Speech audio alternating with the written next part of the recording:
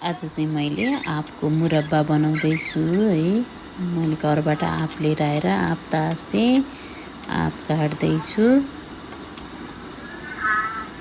आँप चाहिँ अस्ति हावाले झरेको भएर कोही चाहिँ पाके जस्तो नि भयो थियो, तर मुरब्बा बनाउनलाई चाहिँ मिल्ने भएर मैले चाहिँ सबै केलाउँदै काटिराखेको छु। तास्दै थोरै चाहिँ दिउँसै तासेको थिएँ, थोरै चाहिँ अहिले तासेर गर्दैछु। मैले तेल हालेँ, तोरीकै तेल हालेँ मैले कराई उसमा तातेपछि।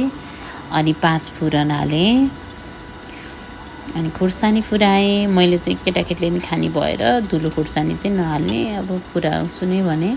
आँप चाहिँ अलिअलि कालो कालो भइरहेको थियो दिउँसो काटेको भएर। त्यहाँबाट छोपिदिएँ। कराई चाहिँ भरि भएको भएर एडजस्ट गर्न गाह्रो भइरहेको थियो मलाई।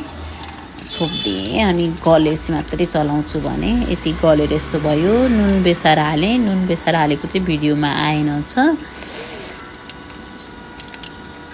अनि भेली हालेँ, सक्खर, तराईतिर चाहिँ भेली भन्छ, मैले चाहिँ सिङ्गै हालिदिएँ। त्यहाँ चाहिँ गल्दै गइरहेछ।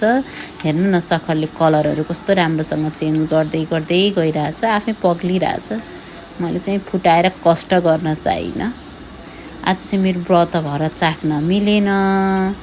अहिले श्रीमानजी उठेपछि खानासँग टेस्ट गर्नुहोस् भनेर दिन पर्ला। रोटीहरूसँग खानालाई चाहिँ मुरब्बा चाहिँ एकदम ठिक हुन्छ है। आँपको मुरब्बा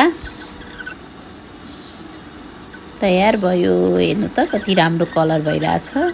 ओहो, आज व्रतको दिन मलाई यो ठुलो सजाय दिनुभयो।